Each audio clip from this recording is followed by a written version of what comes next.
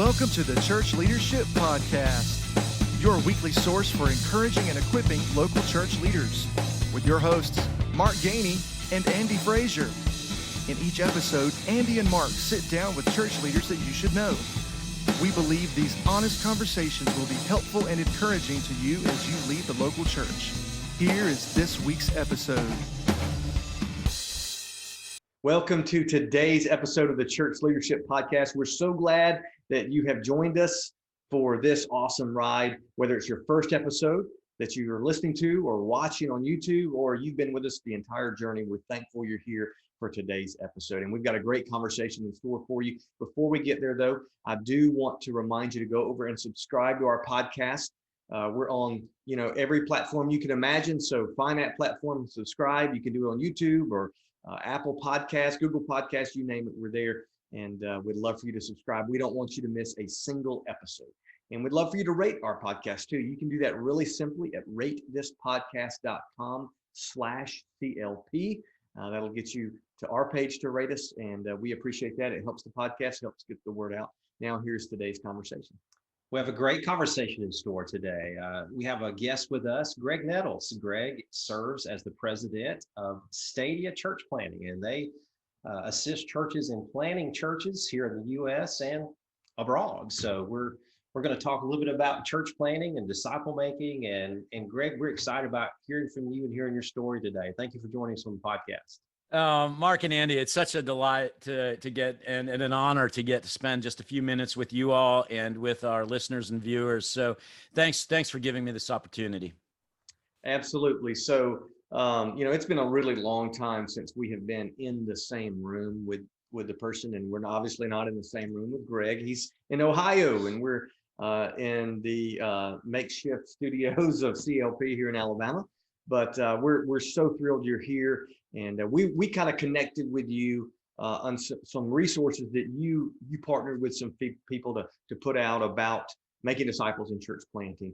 And so some of the listeners and viewers may or may not know you, Greg. So if you don't mind, just tell us a little bit about your story, how God got you to Stadia, and your experience in making disciples in church planting along the way. So this is such a fun topic for me, just because I grew up in a very small church. It just so happened that literally across the street from my home in this really small town called Clinton, Ohio, there was a church, and we would walk to church in the summer. And this church never grew to more than 200 people, right? And but my youth group, we had faithful youth group leaders. I had a faithful preacher there, Norman Maynard, who preached there my entire life. And out of my youth group, 15 people went into full-time ministry. Wow. And I've often thought about the fact that you never know, no matter what size church you're in. I think about Norman's legacy now through all of these leaders that went into full-time Christian ministry, and the disciples that he made out of his faithfulness that are now literally impacting the globe. So I love that part of it. But I also love that 100 years before Greg Nettle was ever born, somebody had this vision riding on the back of a horse to plant a church in this really bizarre rural area of Ohio, right? That God knew someday little Greg Nettle was going to grow up and give his life to Jesus in that church. And then Greg Nettle would someday be leading a global church planting organization. And not that I'm any big deal. It's just we always have to think about the impact of disciple making. And I mean, somebody that's 100 years before I was born planted that tiny little church in that tiny little town that, had 15 people plus many, many more. That was just my class that graduated out of there. And so, that's just so fun for me.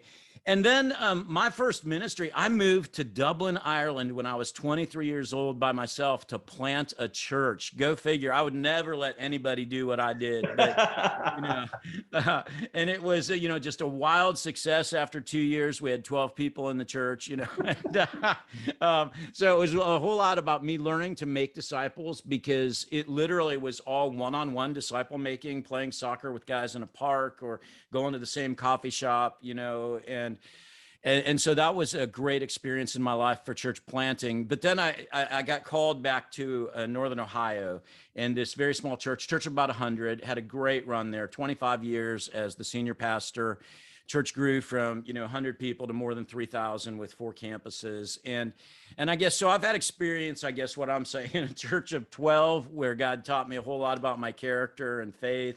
And then I had this great run in a fast growing church where I learned a whole lot about leadership and heartbreak and pain and my character and faith. And then 10 years ago was called to become the president of Stadia Church Planting. And honestly, to leverage out, hopefully, what God's allowed me to learn on that journey. That's a great story. And we know from what you just mentioned, disciple making has been a big part of that story. Learning along the way by trial and error is one thing, but really digging into God's word and seeing the pattern and example of Jesus and how he wants the church to operate and function and the mission he has for us.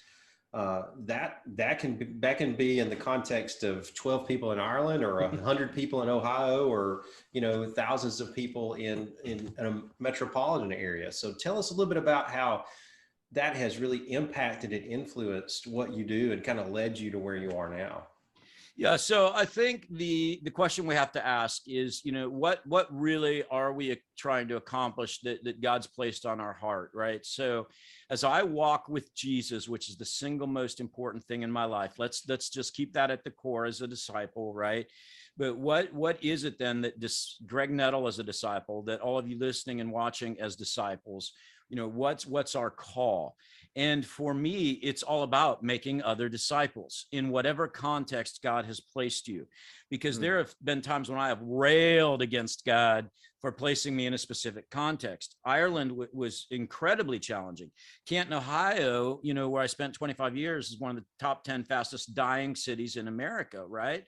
And so, but, you come to grips at some point and say, okay, God's placed me here. It's not about me. It's about Jesus. It's about seeing his work done and what he can do. So just be faithful in your disciple making, right? And so over the years, it's just simply, who am I pouring into? How can I leverage my life? Because the vision God's given me, like if you put it on a t-shirt, it would just say millions more in heaven.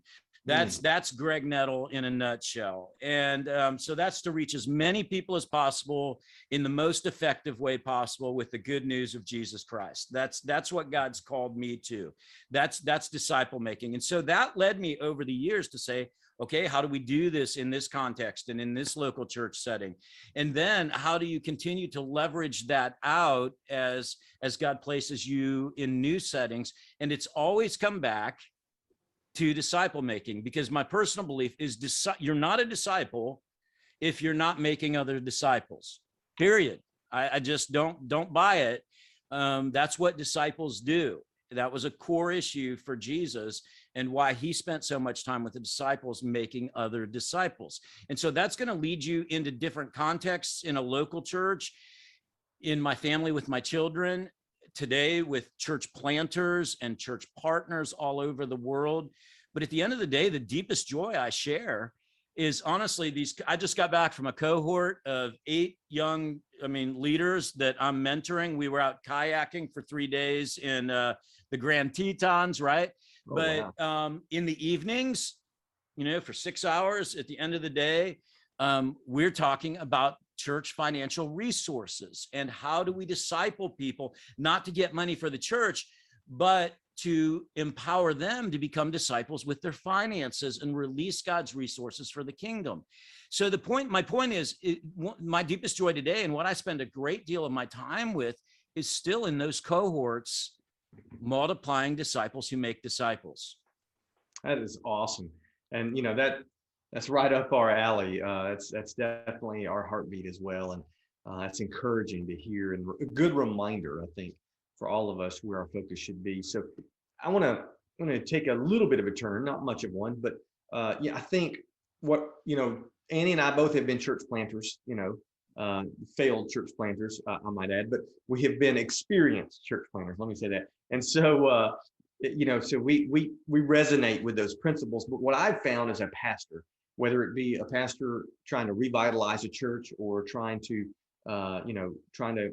get a church to be a disciple-making factory, which is where we are now, I think what I found is those principles of church planting apply in every single context. And I think it's universal. And so that's why one of the reasons we wanted to talk with you a little bit, Greg, because we wanted to hear a little bit about your vision and those values and principles that you, the ones that you feel like you've got to pass on to church planters and young leaders. And so if you don't mind, share a little bit about those lessons and values you have learned along the way, that you have found to be, I try to stay away from the word successful, but really successful in helping churches be planted, grow, and make disciples. Okay, so let me first of all redefine something that you just said. I don't believe there's ever a failed church plant, or a failed church planter. My hunch, Andy and Mark, is that both of you guys in that process of launching a new church, or all of the people that have listened. I mean, it's so easy. I mean, I could have got caught up in Ireland. Man, was I such a failure? I don't know. There were 12 people that gave their lives to Jesus and that I got to disciple. And quite frankly, I have no idea what's going on in their lives now, kingdom wise. I may get to heaven, and this one young lady that I baptized in, the Irish Sea, who knows? Maybe she saved 1 million kids around the world. I have no idea. That's my point. Is so all those people you discipled along that journey, because Ireland could have been considered a failure for me. I mean, it closed, 15 years ago, the church that I planted. But who knows what God did and is still doing through the lives that were committed to Jesus Christ as disciples who make disciples. Okay, so here's the deal. New church planting is the single most effective way of reaching people with the good news of Jesus Christ, period. That is true in the United States, and it's true around the world. And that's largely because new churches engage new people more than existing churches do. And they make disciples, be it the people that are setting up chairs in the school, or, passing out flyers. Who knows what they're doing? But the point is, typically there's a leader spending time with them, discipling them to become more like Jesus. And so, so the single most effective way in the United States, around the world. And then with Stadia, our vision is for every child on the planet to have a church. I mean, we could say it this way. We believe that every person on the planet deserves access to a thriving, growing, multiplying church. Okay, that drives us. And so when we talk about that, 85% of those who make a decision to follow Jesus do so before the age of 18. And therefore, we look at that. If we combine new church planting with strategically and intentionally caring for and investing in the next generation, what we're going to see is exponential kingdom results. And we watch that throughout the United States and around the world. Now, why is that true? It's all about discipleship. We know that if we can pour into a new church who's caring about the next generation, what we're going to see is a whole new wave of disciples coming out of that. And so a lot of churches today, let me just say this, if you're not multiplying in some way as a church, then I would say you're not a healthy church. And I know that sounds harsh, but I really believe that healthy organisms reproduce. Healthy disciples produce disciples. Healthy churches produce multiplication in some fashion. And so I think back to that little church, of 200 or smaller, 120 when I was there growing up. And here I had some youth group leaders, right, that were pouring into the next generation that went out and started planting churches and multiplying the kingdom all over the world. It's all about that. And so regardless of the church situation you're in, think about, how can I multiply myself through the next generation specifically, but it's all people, right? And how can I plant new churches? So, when I think back to, when you launch a new church, you don't have much, finances are tight as crazy. And, but I think about India right now, where we do a ton of church planting. It costs $6,500 to plant a church in India. Well, quite frankly, I don't know of a church on the planet that can't plant a church, unless you're in India. But a U.S. church that can't plant a church in India. And what that will do for you as a church, it sets your DNA to be one of multiplication. And you can celebrate that multiplication, celebrate that DNA if you're larger. Our church plants in South America. They're $87,000 in partnership with Compassion International. Planted over 200 churches there. They're amazing plant a church, raise the money, $87,000. But here's the deal. You don't just plant the church. You take your teams down there. It's all discipleship, right? Now your teams go down there. You sponsor the kids in that church through Compassion International. Now they're discipling through letter writing those kids. You take your family down, you're discipling your kids. You see what I'm saying? Church planting is, no matter what size you are, in Nepal right now, you can plant a church for $250. Now, as a church, you don't even need to think about that. I do that as a family, right? Because I can get my little, 13-year-old son, Elijah, excited about multiplication because Dad, we're going to, with my birthday, this year, we're going to give that away. And instead we're just going to, I'm going to get money to plant churches in Nepal. And and he gets $250 for his birthday from all these people. Right. And now my son becomes a disciple making kid at 13 years old. And now there's 30 people in this church in Nepal. That's a result of my son's discipleship, right?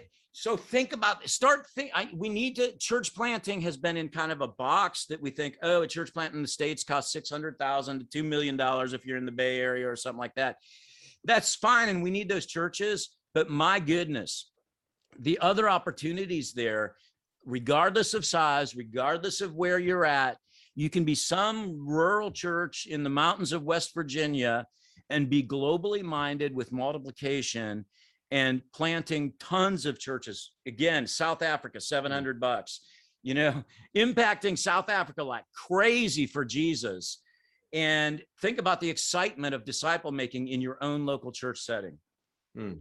We'll get back to our conversation in just a minute. First, we want to tell you about our sponsor for today's episode. Our friends at Sanford MTI are sponsoring this episode, and they are on the front lines of equipping people in theology and ministry training. MTI offers affordable and accessible education opportunities to anybody who has a desire to be equipped in ministry or simply grow in their knowledge of Scripture. They offer a lot of great courses around their 38 extension locations, and you can get a diploma for $50 per course. And what's really exciting to us is they offer an MTI online certificate in pastoral leadership, disciple making, women's leadership, and worship administration. In fact, if you use a special code, the code is ALSBOM, ALSBOM, you can receive 50% off of their disciple making certificate. And here's the cool thing. You can earn an online certificate in less than a year for just $700. This is Sanford's way to give back to the local church. And so we want to invite you to find out more information. You can go to their website at sanford.edu/go/MTI. We'll put that link in our show notes. And we encourage you to check out this awesome program at Sanford MTI. Now, let's get back to our conversation. You're talking crazy stuff here, Greg. You're talking about church planting and disciple making as though they go hand in hand. And it's not complicated. So tell us a little bit about what you've been involved in, why simplicity matters and why simplicity works so well, and the understanding that you can't properly plant churches without making disciples. Right. I mean, so I think it comes all down to the DNA of what an actual church is, right? So, I mean, we all have church experiences. I have them in my life, when I was in college, where the church really is inward focused and it's been the same group of families and it's, 90 people. I mean, I've been part of that. And so shifting the DNA is really vital because, again, I'll come back to disciples make disciples, churches plant churches, they multiply. It's all about multiplication of the kingdom. And so setting that DNA as early as possible or making that transition is so vital to the mindset of your people in church. And so teaching on the weekends, this is the DNA of a church, right? And therefore, here's what our outcome is. We're going to collect this offering of $6,500 to plant a church in India. Oh, and by the way, then we're going to actually learn about India together. And now with digital stuff, this is crazy. At Stadia, we do digital vision trips to India. And so, it's a 2.5-hour experience. So it's not just that you plant the church there. Now you can invite your entire church to go on a digital virtual awesome. experience. And it's the coolest thing. It's physical and digital, right? So we send you a box in advance, and it has incense in it from India and curry that we have you eat while you're on the trip, and all kinds of really cool stuff. And so we're doing, we're right there with the church planters and all of this stuff. And so I guess we have to be thinking in a different way. So for me personally now, there is no such thing in my mind now as a U.S. church. There's only global churches. With what's going on digitally, and think about what we're doing here right now. I'm just sitting on my laptop in my office. Okay, this is not big expenditure, big fancy equipment. I think this mic was $50 or whatever. I have no idea, but it's no big deal, and we can all afford this. And now I could be just like I'm having this conversation with you and all of our listeners. And this is discipleship, right? Like, because I'm learning from you guys in our pre-conversation. Can't wait to learn more from you and listen to more of the Church Leaders podcast and all of that. Love you guys and what you're doing. But it's discipleship via podcast to Greg Nettle and how I move forward. Well, this podcast is going out in the same way. So I guess we don't have any excuse before God now, I guess is what I'm saying. Because I'll have this, later in the week, I can have a Zoom call with a church planter in Ecuador. I can have a Zoom call with a church planter in South Africa, and just sitting like this, and they're online, and I can disciple them. But here's the beauty of it: they disciple me, because we all have so much to learn together. Right. What if you got your churches together in a town, and just via Zoom, and said, hey, let's become a multiplication movement, because that's really what we're looking at. How do we become multiplication movements? And it really is all very simple. I pray right now, God, give these listeners and viewers a vision for multiplication. Just create that spark in whoever the person is right now, and then let them take the steps to begin to multiply. Okay, so you guys, all of you listening, gals, you can get in touch with Mark and Andy, or you're welcome to get in touch with me at stadiachurchplanting.org. That's fine too, and we'd love to help you. But I'm telling you, because we're not after anybody's money. We're all about making disciples. That's what church planting is. And so my job isn't to get your money. My job is to help you be a faithful steward as a disciple, and to help you grow in your multiplication. That's all we're doing. Stadia doesn't actually plant churches. We have systems and processes to help you. We're smart enough to write down all of our failures and mistakes along the way, so that you don't have to make them, and our best learnings. But what we're learning now globally from each other is just astonishing. And it's all free. We don't charge church planters. It's all free. And so, it's the same for leaders. So there's no excuse for any of us not to get involved in multiplication.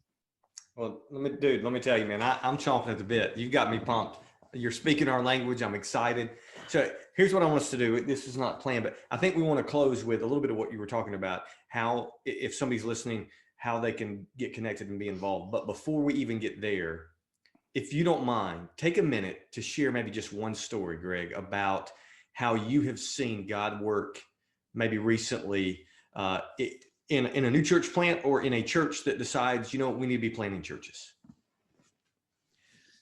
I think my favorite stories are the churches who are out there, and maybe they're 200 people, and they hear a talk like this, or if they're, maybe they decide to go to the Exponential Conference, or maybe it's just like me. When I'll tell you how this happened. I was in Florida at a conference, this a long 20 years ago, and God woke me up in the middle of the night, and I'm on the linoleum of the bathroom floor with a yellow legal pad, because that was even before iPads and all that stuff, writing down what God, and here was the central message that God gave me was, Greg, it's not about you building your kingdom. It's about God's kingdom. And that was a heartbreaking message for me. But God's saying it's about multiplication and using every influence and gifting you have to bring about multiplication of God's kingdom. And that shifted everything in me. And so that was just in the middle of the night, 1 a.m. to 3 a.m. with a yellow legal pad on a bathroom floor, that God's speaking into my life and into my heart. And then coming back to Ohio and saying to our elders, hey, this is what I believe God said to me. What do you think about that? and then beginning to convene these churches all over Ohio that are churches of 200 or 2,000 or 70, and saying, let's plant churches together. And over the next 10 years, we help plant 50 churches around the world, right? And because it's not about me, those numbers never counted in River Tree's numbers. And you got to get to that point of going, that's cool. I mean, that little church I grew up in Clinton, 200 people. That's all people. Wow. Norman Maynard, how effective was he? 200 people, his whole ministry there. Oh my goodness. I mean, it's got to be millions of people now that have come to Jesus as a result of his efforts. And so I guess, that story of watching churches, just the normal church in the United States who says we can make a difference. And so they start with partnering with someone to plant, or they plant a church in India, or they plant a church in South America, or they just get involved in a network to plant a church, in Alabama.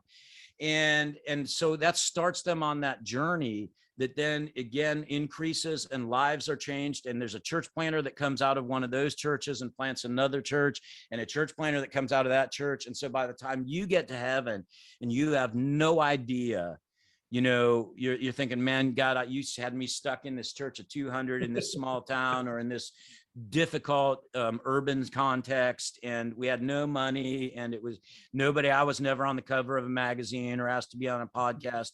Listen, I've been there. Okay. I've wrestled with that stuff, but I am so excited, because here's what I think is going to happen to you someday. I think you're going to get to heaven, and there's going to be all these little kids and all these adults that coming running up to you, and they say, you have no idea, but this person you discipled this person who discipled this person who led me to Jesus. And that's what's going to happen. And so just catch that vision today. Well, you have inspired us, encouraged us, and that's kind of our goal in what we do, is to encourage and equip people who watch and listen to this podcast. We feel like that's happened today. Yeah, absolutely. And just so everybody who is watching and listening knows, we will include links to Stadia Church Planting and some of the resources you have. We'll put those in our show notes so that they'll know how to access what you have talked about today and reach out to you. And you give not just the passion and the plea, but you give the motivation that all of us need. And that is the fact that we have no excuse. We should be doing what Jesus has called us to do, making disciples and multiplying churches. So thank you for that encouragement today. I needed that. So thank you.